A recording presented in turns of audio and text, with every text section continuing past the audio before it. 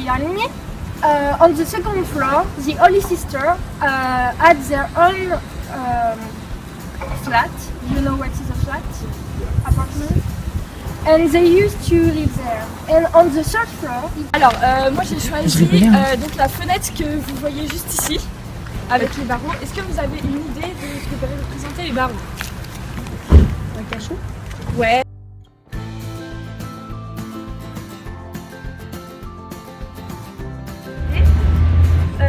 Alors cette pierre elle est assez intrigante, elle ressemble un peu à une pierre fossilisée. On arrive au 19e siècle. Donc alors, connaissez-vous Rennes-Plage? Non. Non. Parce qu'il faut savoir qu'il a existé. Au 19e siècle, mesdames et messieurs, sous vos pieds se trouvait Rennes-Plage. La Manche arrivait jusqu'ici.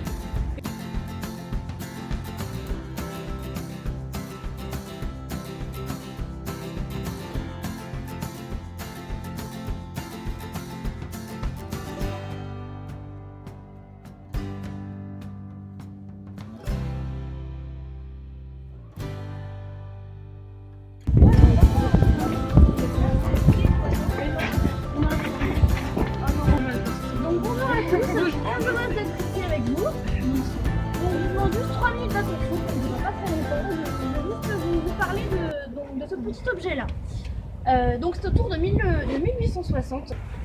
Oh my goodness, no, please go far away when you still can do it. Please, what are you doing in this dark place? Maybe you came here on purpose. Maybe you came here to hear the story of this.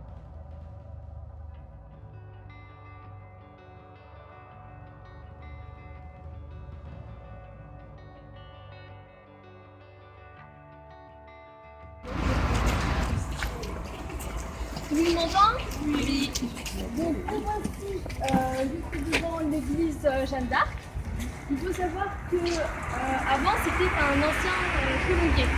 Est-ce que tout le monde sait ce que c'est? Donc, un colombier c'est un endroit où on mettait les colombes ou les pigeons voyageurs qui recevaient des bêtes. Voilà, c'est clair? Oui. J'ai une petite question à vous poser avant de commencer. Est-ce que vous connaissez Monsieur Roussin et Monsieur Courtemanche? Personne?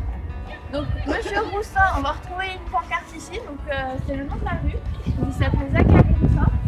Et alors il était chimiste. Et alors Courtemanche, pourquoi Courtemanche? Parce que André Courtemanche était architecte et c'était un ami à Zacharie Roussin.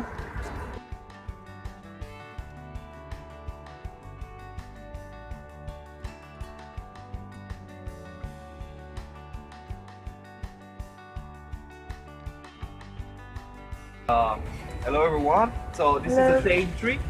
A tale tree is it's a tree where we use to tell story or tales. And I will tell you a story, a Britain story about Corrigan. Do you know Corrigan? Yes. Yes. This is a magic creator. Can be malefic or very generous. So we are here in front of a special house. So this house was built with stone from our region, which is the white stone, which is the granite, as you know, I think. Why this house is so special? Because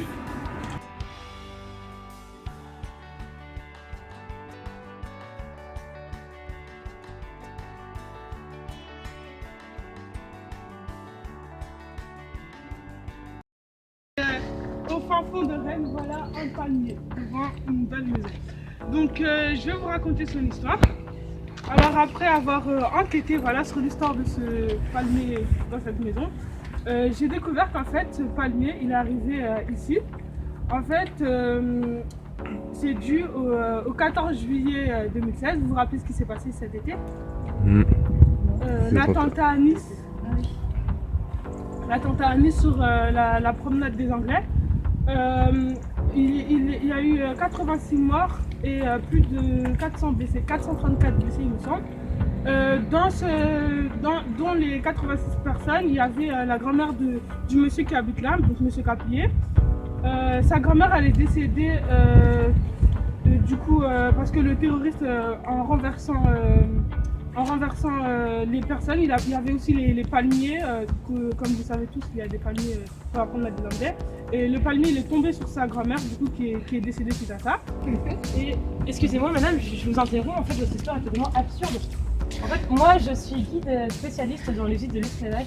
Et donc cette histoire remonte en fait à la période de l'esclavage. Mais Et j'ai ça avait enquêté. été Ah excusez-moi, mais moi mes sources sont bonnes puisque je suis certifiée guide. Donc est-ce que vous savez de quand remonte du coup la période de l'esclavage? Ou du commerce triangulaire plus précisément? Tout le monde m'entend? Oui. Est-ce que tout le monde m'entend? Oui. Ok, donc vous venez tous les midis ici peut-être pour manger, mais est-ce que vous savez vraiment l'histoire de ce parc? Non? Non, personne? Est-ce que vous savez peut-être qui est Monsieur Morpa? Toujours pas, non? Aucune idée? Bon, ok. Donc Monsieur Morpa s'appelait Archibald Tupou de Morpa. Donc en fait c'était un homme qui vivait aux environs de 1800. Et donc en fait il avait deux passions cet homme. Est-ce que vous savez lesquelles? Le jardinage, enfin les plantes en général. Et la deuxième? Non, pas l'articulture, c'était le jeu. En fait les jeux de boules, les jeux de pétanque, un peu tous les jeux qui se jouent à la main et qui font... voilà. Moi, je vais vous présenter l'histoire du parc de Morpa.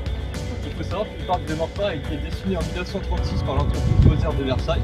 La construction a commencé en 1938 et a été finie en 1939. Dans le projet de construction, il y avait des espaces d'aménagement pour les enfants. Et ici, il y avait une patinoire.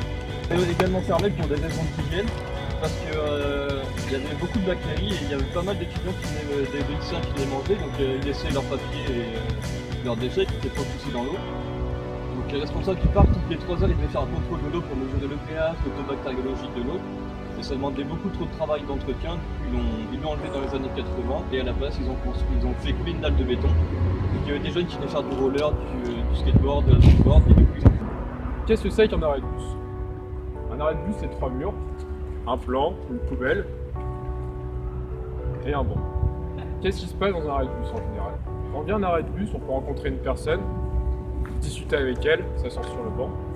On peut décider de prendre un bus pour aller quelque part, s'asseoir sur le banc et attendre. Et subir parfois la cigarette du fumeur qui est à côté de nous. On attend le bus avant de dormir à l'intérieur. Et moi justement, quand je vois du coup cet arrêt de bus, c'est pas un banc que je vois, c'est un lit.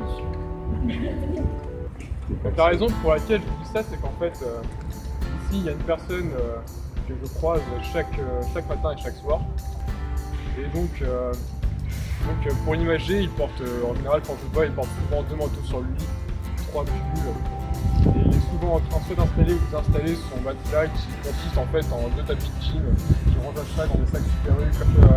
Un matin, un étudiant est venu me voir avec un croissant et un café, histoire de rendre le matin plus chaleureux. Et histoire aussi de calmer une curiosité qui commençait à être dérangeante.